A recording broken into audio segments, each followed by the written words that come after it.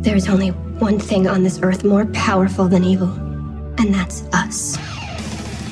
Hi, I'm Nicholas Brendan, and you're listening to the Buffy Back Issue Bin. Welcome to the Buffy Back Issue Bin, the show where we go through all of the Buffy and Angel comics that are canon chronologically. I'm Zach. And I'm Emily. And this week we're stepping away from Buffy and Angel. And instead we're going to talk about Willow. Oh, I was going to say and canon and chronologically. That's not true, we aren't. It's not in canon? Of course it is. Oh. No, this follows up very well and concisely. Oh. It's like, why are we talking about this then? I was so confused. Wasted my time reading. We are getting our first ever Willow miniseries.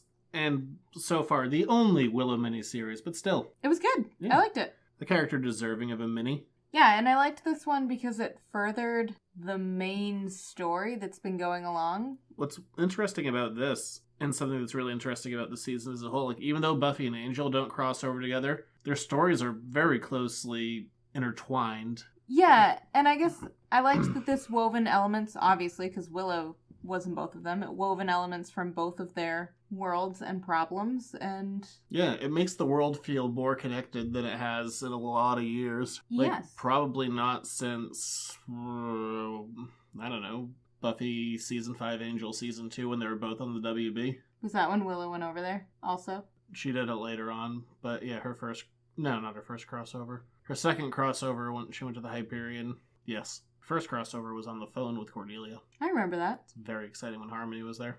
Yeah. Yeah, good times. This arc is co-written by Jeff Parker and Christos Gage, who's currently writing, or when I say currently, I mean where we are writing Angel and Faith, and currently where Reality is writing Buffy Season 11. Oh, cool. With pencils by Brian Ching.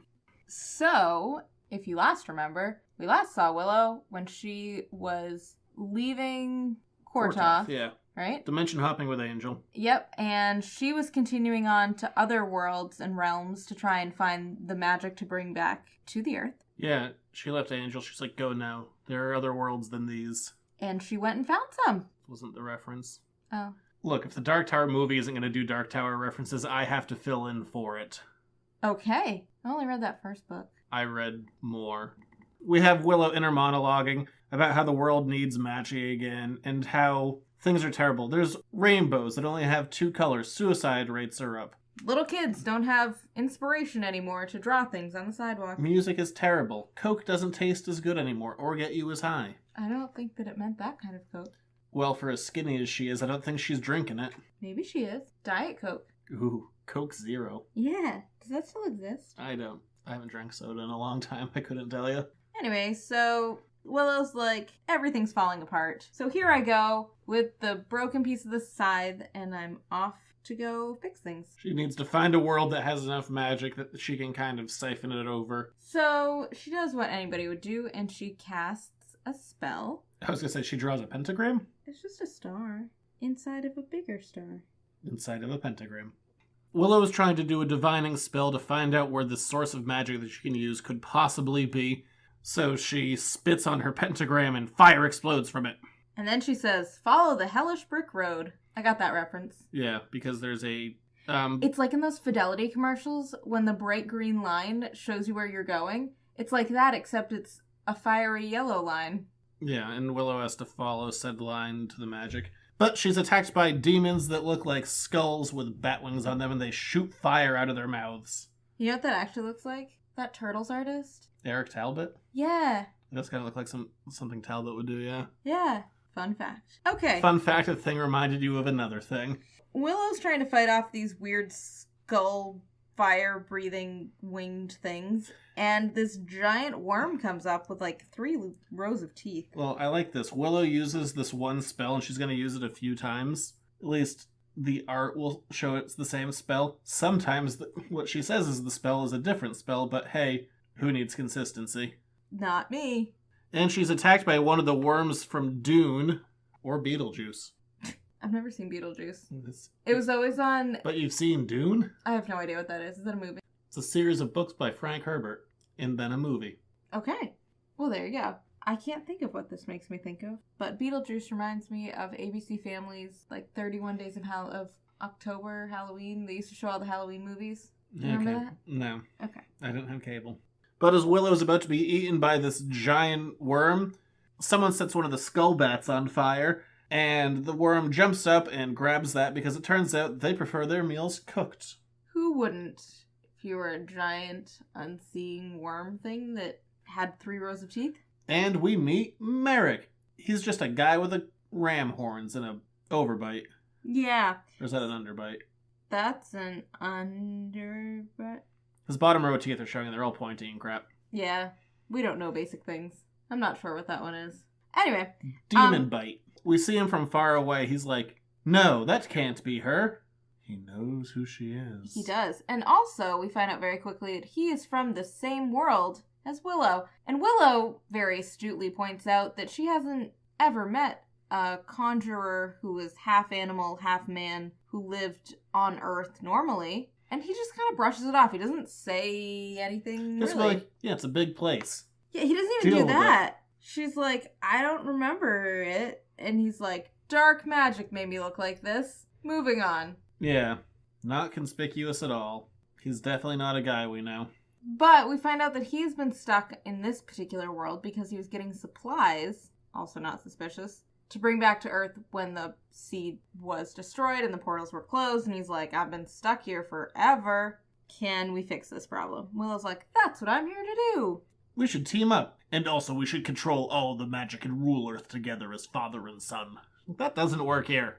Not at all. Also, I like that Willow has created a handy carrying system for the sides so she can, like, sling it over her back. Yeah, it's on a string. It is on a string. It's kind of like a yoga mat on a string. I feel like Willow would like They yoga. have that?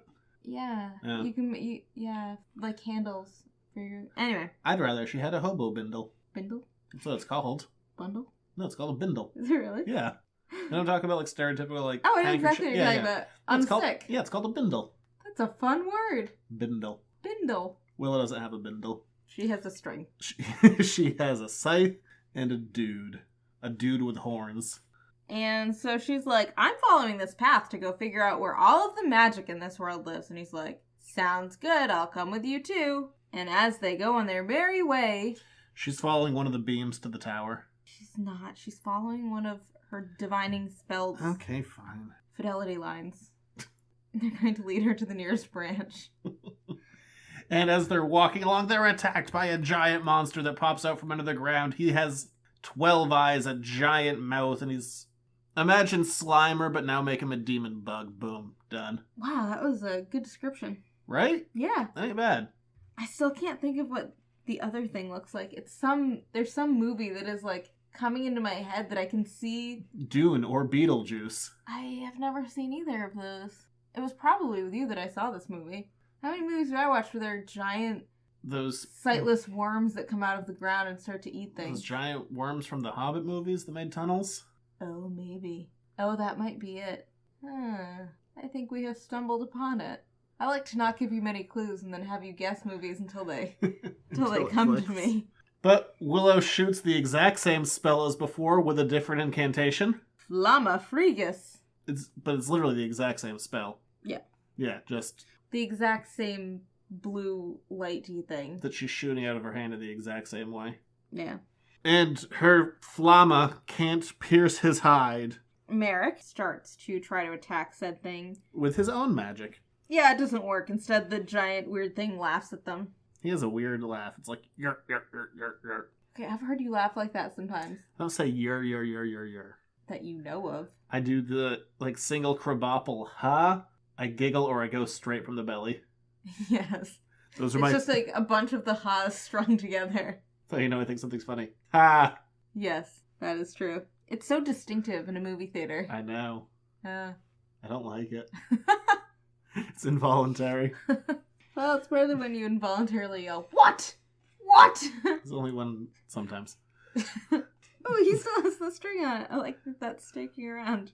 Merrick distracts the creature while Willow creates a spell to suspend him in the air, unable to attack them. And Merrick's like, hey, let me see your scythe on a string for a quick sec. Willow's like, okay, yeah, let's see what's going to be wrong here. And he stabs the thing in the face. And Willow's really upset because she's like, that spell was going to hold him for 6 hours. Like, we would have had time. And Merrick's like, we gotta eat. So instead they roast some piece of it over an open fire. And they're like, there's a lot of random teeth. And eyeballs. Ew. Also, I thought this was kind of weird and out of character. Like, when has Willow ever been, let's not kill the demon? Yeah. Except for that one weird episode with the Native American spirit. Okay, but we have been getting a lot of references all along, and they will become more pronounced as we continue on, that Willow is trying very hard to not become Bad Willow. Dark Willow. Dark Willow. Because if you all Bad remember... Willow is a better name. I don't want to become my other persona. Bad Willow. Yeah? Doesn't sound as imposing as Dark Willow. Oh, okay. We've had a lot of references to Willow being like, I don't want to turn into that version of me. Because I just did it like half a tick ago and then Angel had to bite me. Right, like things don't go well, so she's very cautious because she doesn't have anybody that she trusts to bring her back from it. And so this is another one of those instances where she wants to stay far away from the death gore situation, if possible. Despite the many demons that she's killed. Yeah. And the two of them continue on, following the fiery line of divination to a pool of water, and they drink from it, and they hallucinate a bunch. Well, first Willow decides that it's not poisonous because she has a magic amulet. Sounds pretty awesome. But when they drink from it, they have all these really terrible memories that come to each of them. Yeah. Well, they're not all terrible, which is weird. It's a mix. No, they're not all terrible, but they're like important, defining, sometimes not great moments. Yeah, we have very early on, is it episode 2 or 3, where Willow's talking to Buffy. She's like, yeah, you're the Slayer and we're like the Slayerettes. That would be a better name. Than the Scoobies? The Slayerettes? Yes. It's not like they belong on Broadway. They could go with the Rockettes and the Slayerettes. Yeah, so how good. I'm so glad you got there, because I couldn't remember the name of the Rockettes. The Rockettes? I used to want to be a Rockette, but I'm not tall enough by like 8 inches. My dance teacher was a Rockette. We see other moments from Willow's life. We see her hacking into random computer systems in the late 90s, which is totally impossible with Xander. Oz turning into a werewolf. Rack getting her high for the first time. Tara dying in her arms. And nudie shenanigans with Alwyn, the snake lady. Yep. And Willow's like, that was not the most fun thing that's ever happened. And then this green caterpillar dressed in armor dude shows up, smoking a pipe. That means we spent too much time together. Puff puff goes the caterpillar. And she's like, this reminds me of Alice in Wonderland, and you're some kind of weird ripoff. He's like, Lewis Carroll ripped him off of me. And then he said a line that I thought you would enjoy. I hear when you swig the really good absinthe, it gives you a peek over to this land. Like, absinthe isn't as powerful as people like to play it up. Back in the day it was. It's not now. No, but you are legitimately the only person I've ever met who's ever had absinthe, so... I've had it all over the place. I know. I know you have. I said you were the only person I've ever met who's had it. The first time I had it, I was in New Orleans. Well, there you go. I was also staggeringly drunk. Then I did karaoke. You must have been staggering. Oh yeah, it was a sight, I'm sure. Yes, I don't really know what to say to that. So thus we continue on. Want to drink some absinthe and sing karaoke? I'm okay. I'll watch you do it. Alright. I've sung karaoke without any alcohol. Ooh, now that's brave. What else are you supposed to do? But he's like, yeah, I can't help you out so much. The source of magic isn't here. Keep following along your merry way. Hey, just so we're clear, I'm going to speak in riddles, and light and dark are intertwined. And also take some of this water, just for good measure. Caterpillar out. You might want some. And then, right as they're about to go on their merry way, the mother of the thing that they killed before shows up. The giant Slimer bug. But she's like real giant this time. The other one was, let's say, 8 feet tall. This one's closer to 20. Yeah. And it's not happy. It's not you're-ing it up. No. It's Kiarling it up. Yes. That is exactly what it's doing. I read it. Dying slowly. And they start to run away, and Willow fires her first spell for the second or third time, depending on how you're counting it. Same one. The Scudo. The totally ineffective one that didn't damage the 8-foot one is going to apparently kill the mommy. It doesn't. And so Willow and Merrick run away, and then Willow goes, oh no, I forgot about the caterpillar guy. Favorite part is that we never actually get a name for him. He will forever be known as the caterpillar guy. But turns out that he can't be eaten. So good for him. He's safe. Yeah, he has a cocoon that protects him. And then he said, bet you wish you had a cocoon. He's a little snarky. Well, he's been drinking the absinthe water I guess so. and smoking his pipe. I bet that's just not regular tobacco. Willow is trying to do something. Merrick gets eaten by the bug thing, giant. And snarky little caterpillar guy just goes, I hope that was a quick kill spell to spare him. And instead, Willow had a I'm going to explode in your mouth spell.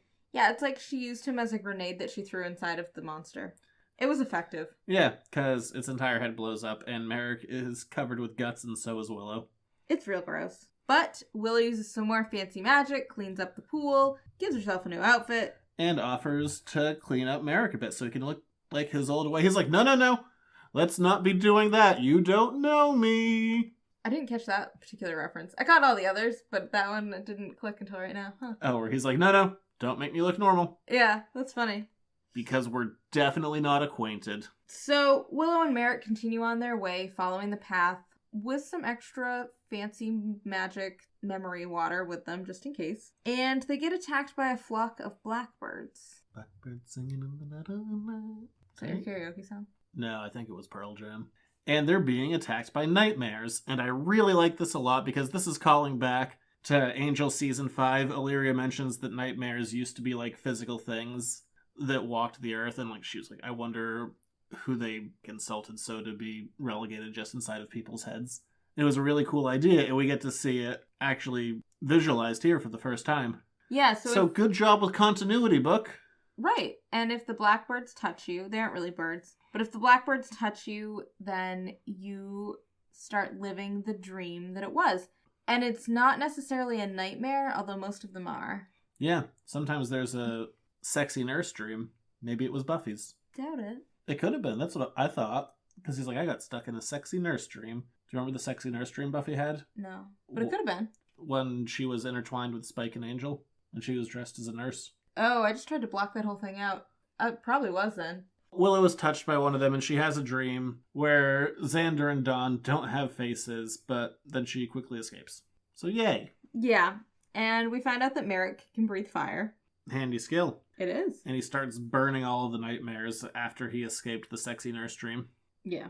But they're in this weird shadowland, and they're trying to figure out what's going on, why they'd be led into here. And all of a sudden they hear something behind them that might have been a hiss. And we see a snake tail slither away, and Merrick is grabbed. Oh no, not Merrick! We know him so well. That was poor Yorick. Alas, poor Yorick. I knew him well. Wow. Shakespeare! Well, the Yorick I went to is Why the Last Man, but he was named for that character. I went to the original Yorick. Why does no one name their child Yorick? Think about that. Because it's a stupid name. Yorick? Yeah. Yorick. It's kind of fun to say that. Yorick. York. Anyway. And it turns out Merrick has been grabbed by Alwyn.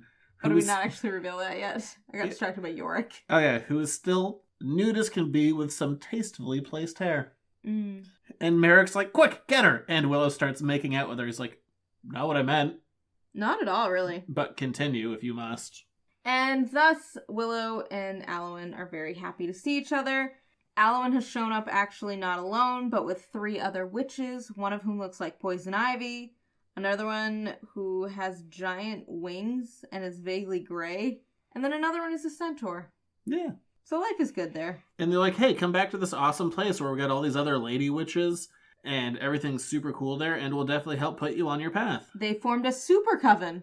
Yeah. And it looks lovely. Picturesque. Fountains. Very unlike the rest of the world that they're in. And they have a deeper well there, just like that one that housed Illyria, except this one is more of a physical well with a bunch of pretty water.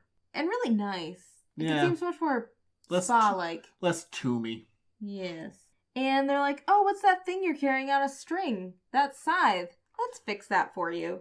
So And we fix that. They fix it up, and now it looks identical to the way Phrase looked.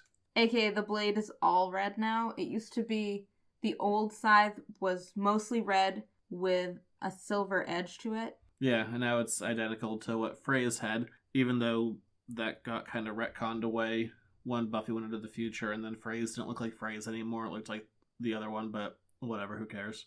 Yeah, we just keep flipping Me! back. Because I'm doing continuity. I know.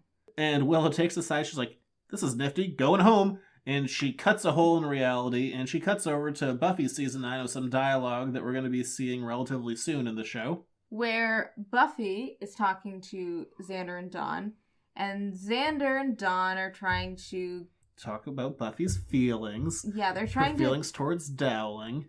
To not set Buffy up with Dowling, but to convince Buffy of her attraction to Dowling. Or lack thereof. Whatever. And Buffy and Xander both have faces, but Dawn turns towards Willow and there's nothing there. Maybe this is foreshadowing.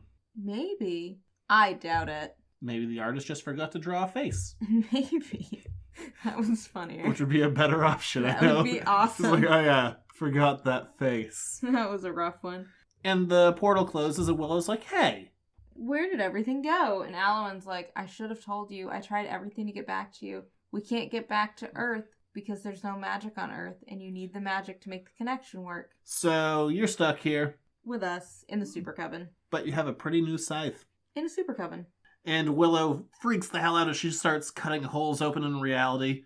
And they're like, can you stop that so you don't end everything? You're kind of known for that. You know, details. But we do find that Willow is well known in the Super Coven, and she's somewhat of a hero. And they're like, we'll help you. And Merrick's like, that's a bunch of crap. We gotta get out of here. Cut your super horror coven stuff out. They're like, language. And they banish him forever. And he flies away. And what is this flying sound effect? Thrum! And Willow's upset, and Elwyn's like, hey, you know what? Let's just go to bed. We'll deal with it in the morning. In worst case scenario, if you can't get back, time will pass, and you'll find yourself happy here. And you're more than welcome to stay here forever. That's also not foreshadowing at all, so there you go. The next day, Willow wakes up and she starts learning about this super coven, and they have all kinds of cool stuff. Like, she can grow gills and swim underwater. And be a fish for a while. And learn about woman power, and she can drink all of their special wine that gets her drunk but not hungover. But in each of these things, there's a glimpse of kind of a deeper understanding that Willow gets just for a second, and then it goes away. Like, having gills is awesome. Yeah, but every time it's like she's just on the verge of figuring something out, and then she comes back to reality. She keeps looking like, oh, I should go try and help my friends. And like, nah, don't worry about it. Deal with it tomorrow. Yeah, they're like, but let me show you this cute little octopus thing. Willow is pulling a Jesus and walking on water when she finds some adorable octopuses. And she's like, I want one of those. Octopi. What does she want to name him? She wants to name him Mr. Octopus Fantasticus, which is kind of like what she wanted to name Tara's kitty, Kitty Fantastico. And then Dawn killed it with a crossbow. Let's not dwell on that. And all of the Fantasticus octopuses turn into a giant big one. And Willow's like, oh no. But then she holds hands with Alwyn and it goes away. Yeah, basically they beat it back with their combined powers. Then they go hang out on a beach for a while with a campfire at night. And we see the inside of Willow's dream space. And she acknowledges that it's a dream because she has boob clouds covering her tastefully. Mm-hmm. And all of a sudden a nightmare comes at her, yelling at her. It's like, Willow, Willow. And in the nightmare winged thing, we see Merrick's face. And she's like, stop looking at my cloud boobs. And he's like, I'm not here to look at you. I'm here to warn you because they're just going to keep you there forever. You're losing sight of what you needed to do. You needed to go home. Do you remember that now? And they're definitely just ensnaring you. Entrapment. And she's like, that's not real. They really want me here. Like, you're lying to me. Don't worry about it. I'm definitely not following a trickster. Wait a minute. And she looks down, and all she sees is her reflection in the scythe. It's all a lie. Dun, dun, dun. And Alwyn snatches it away from her. She's like, you won't be needing this anymore. And Willow's like, give me back my scythe. Also, I have some magic water that maybe I should take a sip of right now. And Alwyn's like, I wouldn't. And Willow takes a big old swig of the magic water, and she sees all of her friends and enemies, and I can't quite identify everyone in this picture. Is that Oz? Yeah. Is he wearing a leather cuff? Yeah. Hmm. Like, I recognize Buffy's roommate, and then we have the Felicia Day Slayer, what was her name? Vi, I think. Mm-hmm. Giles, Angel, Kennedy, Xander, Simone's there for some reason. Yeah. Faith, Angel, Buffy, Dawn, Spike, and then two girls. They must be Slayers. One of them's probably Tara. Is that Tara? Is that supposed to be I feel Anya? like that one's Tara. Or is that Anya? I can't tell. But that one's closer to Tara's hair color. Yeah. And then something that we've had an interesting art choice here, and I wanted to wait until we got here. When Willow drank her water the last time, like the biggest figure in all of that was Oz turning into a werewolf. And then we get this full page spread here. Who's front and center? Not like Buffy or Kennedy or Tara, but Oz is the most prominent figure. Why is Oz in her brain so much? I don't know. They broke up years ago. And he's kind of standing apart from everybody. Like, he is legitimately the most important. It's odd. I mean, not that I mind Oz. I like Oz. But it's just weird that it's been represented that her dream space has Oz as, like, the most prominent thing. Right. But yeah, I don't know. It's just weird that Oz keeps being front and center. Mm-hmm. And Alwyn's like, that's what you get for drinking the water. Willow's like, oh my god, I've totally been shirting my responsibility. Shirking. Skirting. I mean, you can skirt around it, I guess. Yeah, why not? Sure, that's what you meant. And she's like, I have to go. And Alwyn's like, why don't you stay? I'm definitely not a trickster. Isn't that why you chose me in the first place? Yeah, she's like, you don't need to justify yourself. Like, we want you to be here with us and to be powerful and to have the magic and everything's cool. Like, Willow's like, all I've been doing is having sex and drinking. And Alwyn's like, yeah, right? Kind of awesome. But instead, Willow figures out pretty quickly that the divination spell that she cast was also a trickster. That really it was Alwyn who had changed the direction of the spell so that it would lead Willow to her, not so that it would lead Willow to the source of magic. So Willow pieces out, goes back to Merrick. She's like, all right, buddy, let's get out of here, old chap. Yeah, she's like, so, turns out you were right. Not great, but whatever. It's like, I ate a lot of the nightmares. They're real gross. And so she casts a new divination spell, but this time, instead of trying to control the magic, she lets the magic tell her what to do. This is the first time we're kind of see this. We're going to get into it more later, mostly over on the angel side of things, but of magic as almost a being and not just a tool. But they get into a portal that takes them to another place called the liminal dimension, where they're looking for the magic. Merrick also is really not thrilled with Willow's new roll with it attitude. He really wants Willow to try to shape the magic to her own needs. And he's like, that's what I do. It works great. Let's keep doing what I do. She's like, but the dark magic. It's like, there's no thing as dark magic. Do you have dark science? It's just how you use it. So they're in this new liminal place. We do have dark science. Do we? Dolly the sheep is unnatural. I saw Dolly. Did you? Yeah. Oh, neat. She lives in Edinburgh. Actually, she's dead. I was going to say, isn't that sheep dead by now? Taxidermied in Edinburgh. Gross. Well, I saw her. I took pictures with her because I like Dolly. That's also dark science. Taxidermy. Oh, poor Dolly. It's dead. Anyway, liminal is a fancy word, but this world is exactly what it means. Yeah, Willow takes another swig from her magic water, and she's approached by a figure. And it's Dark Willow, who has come out of her body, I guess. And they're talking. And regular Willow's like, there can't be two of us. She's like, why? Isn't that what you think I am? Something that isn't you, and we're not just the same person. Okay, actually, she says it much more succinctly, and she just says, well, duh. Oh. But yes, that is the whole point. I over-explained it. And Dark Willow says to regular Willow, look, I don't exist. You're just Willow. Just sometimes you go a bit off the deep end. Don't worry about it. Yeah. And Willow's like, wait, come back. Because Dark Willow now fades and pops into Willow, as it were. And she's like, I still have questions. And Merrick's like, talking to yourself? She's like, you don't know the half of it. She's like, but we're gonna... mostly talking at myself, but yeah.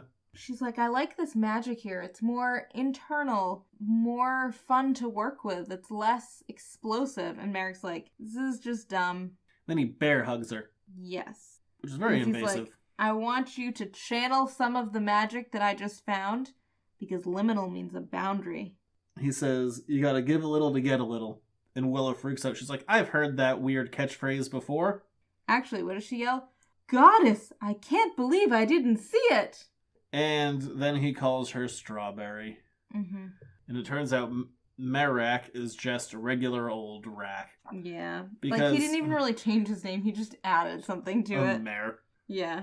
And for those who don't remember Rack, this was the guy who was Willow's magic drug dealer that Willow supposedly killed, but now he's not dead. And also Warren's not dead anymore, so I guess Willow didn't kill anyone and she's off the hook. Yay! That's a lot easier to explain away now, isn't it? I don't actually think that was intentional. I don't either. I just think it's funny that both of the people Willow killed aren't dead anymore. I guess Warren's dead now that his Amy skin went away. Melted? Yeah. Yeah, it was gross. And now he's a puddle. Ew. So, Willow and Merrick immediately battle, because what else do you do when you meet your former drug dealer who you thought was your guide in a different dimension to try to get you back home? Yeah, they have a nice old Harry Potter fight. Pew, pew, pew, pew, pew. Magic lasers. That's the same noise that you use for every fight, but I'm glad that you added the magic lasers on the end, just so we'd know. And Merrick mocks her. He's like, you're still the same little junkie you used to be. How else could you find me in all of a million random dimensions at the time that you needed a magic fix the most? You're not doing this for the world. You're doing this for you funky junkie. And she's like, you are wrong on so many levels. I'm not funky at all. She's like, I thought I squashed you like a leech. And we find out that he was just in a coma for a month. Yeah. I have control over myself now. You can't do anything. He's like, oh yeah, then why are your eyes black? And she's like, oh what? He's like, haha, just kidding. Magic! And, importantly, he grabs the scythe. He's like, you're not gonna use this, but I will. And he opens up a dimension to magic. Yeah. So we see something where the that magic lives. Kind of like, I don't know, the inside of a brain almost. It's kind of like some of Ditko's art in the Doctor Strange days. Or that. Or Kirby doing the microverse. And Willow's like, I can feel the power, but it's not overtaking me. It's part of me. Life is good. So the two of them magic battle it out a little bit. And they both run away into the magical dimension. And now they start fighting on top of these, like, space arteries, tentacles? Almost. Yeah, they look like tentacles, but I think that they're arteries leading to the heart of the magic. Yeah. And so Willow embraces both her dark and her light side and starts to fight with Rack. And then all of a sudden, these little pink bubbles start showing up saying, Rack, Rack, Rack, Rack, Rack, Rack, Rack, Rack, Rack. And then Rack is attacked by the white blood cells, and he's pulled away and killed. So it's kind of like if Willow morphed with the magic school bus. That's what we just got. Oh, like the time the magic school bus went inside that kid and they're like, he ate too many carrots and that's why he's orange? Arnold? You remember that specifically? Wasn't his name Arnold? I have no idea. I don't know. I remember that, like wrong. they passed like a thing of chewed up gum. This is literally the only episode of Magic School Bus that's locked in my brain. But then Willow's like, don't eat me, white blood cells. And the magic starts talking to her like, nah, he was a cancer. You're fine. Don't worry about it. Yeah, so just so we're clear, Rack actually gets totally eaten by the white blood cells. He is now officially dead. Again. The magic talks it out to Willow that, like, you understand the connection of, dark and light, and you're not being selfish anymore. This isn't just for you, and because you're being such a super lady, we're going to send you back home with enough magic to start over. Yeah, but it's not so easy as poof, the magic is back and everything's fine again. It's that Willow is carrying the magic with her, and now she needs to spread it wherever she goes. She's like the Johnny Appleseed of magics. She is. Good analogy. And they send her back to Earth. She gets to take her fun new scythe, and she's back in San Francisco. And on her way to go find the Scoobies, she realizes that she has a chance to start to spread a little bit of magic. And she sees that same kid that we saw at the beginning with his sidewalk chalk without any fun things that he's saying to draw. And all of a sudden, he gets an idea as she walks past. And he just starts creating. And thus, Willow has started to bring magic back to the world. It's good. We probably needed it. Yeah. I liked this one. I liked it because it was a cool way of continuing the story, but focusing on Willow. The Spike one felt kind of like we were taken out of our main storyline to go play with Spike a little bit, whereas this one feels like we're continuing our story. Yeah, this one was more about pushing things forward. The Spike one was more about taking something away. Yeah, it was more like we gotta get rid of this bug ship. The point of the Spike one was to get him back on Earth, which is not an unimportant point. The point was to get rid of the bugs, I think. Yeah, I think it was like to get rid of the whole baggage thing, that now he's back and he can't escape on a bug ship anymore, and that's fine. But I liked that this one continued pieces that we'd seen in both Buffy and Angel and kept it going forward. I mean, this tough side of comics compared to a TV show is you don't have as much time to devote to individual characters, so having Willow be front and center makes a lot of sense. Yeah, and also this would be a weird thing for Willow to exposition in a different comic later on and just be like, Hey guys, sorry I was gone so long. Fixed your scythe. Things happened. Do you remember Alwyn? No? Okay. Do you remember Rack? Oh, he's not alive anymore. Bye. He was, but I didn't kill him this time. The magic did. Like, sure, the magic got him. You don't sound crazy. But yeah, overall, this is a good one, and really, I'm looking forward to the rest of this season. There can't be a ton left. We got 2 left on both sides. Yeah. Or 2 arcs left, I should say. And they're both good, they're solid.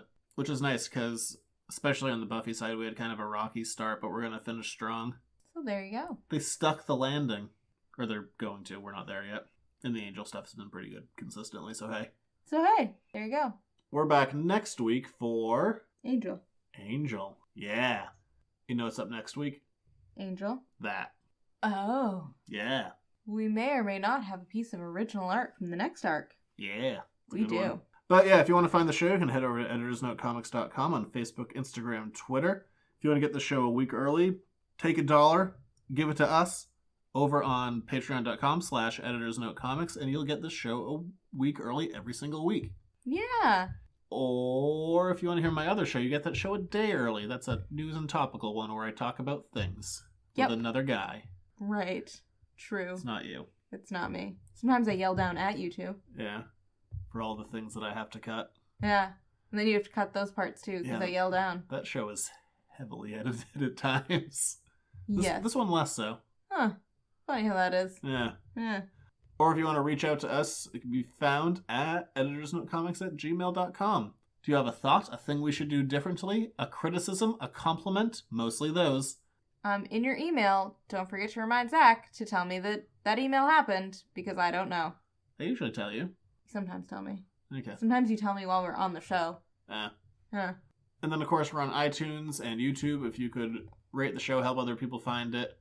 I'd like to see more reviews over there. We don't have enough. They'll just, help other people discover us, which was always good. Yeah. And it would help us stay consistent and be the more popular show of the 2 that I do. Are we more popular right now? I think right now we're winning. Yes.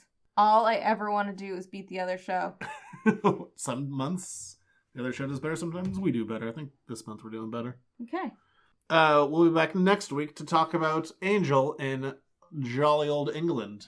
We'll see you then. Bye.